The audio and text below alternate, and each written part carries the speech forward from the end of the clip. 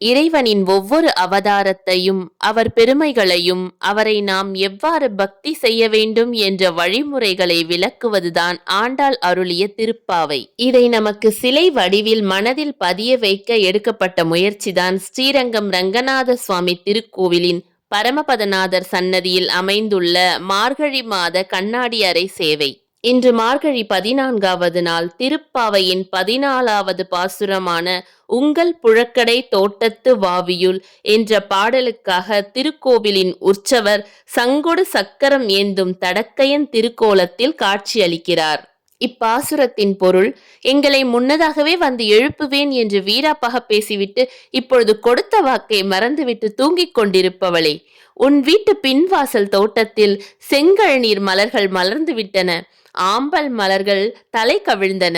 துறவிகள் திருச்சங்கை முழங்குவதற்காக கோயிலுக்கு சென்று கொண்டிருக்கிறார்கள். ஆனால் நீயோ சங்கு சக்கரங்களை ஏந்திய பலமான கரங்களை உடையவனும் தாமரை போன்ற விரிந்த கண்களை உடைய கண்ணனை பாட இன்னும் எழாமல் இருக்கிறாயே. இப்பாடல் வாக்கு தவறாமையின் முக்கியத்துவத்தையும் கண்ணனின் தோற்ற வலிமையையும் அழகையும் எடுத்துரைக்கிறது. இத்திருப்பாவையை நாமும் பாடி மகிழ்ந்து கண்ணனின் அருளை பெறுவோம்.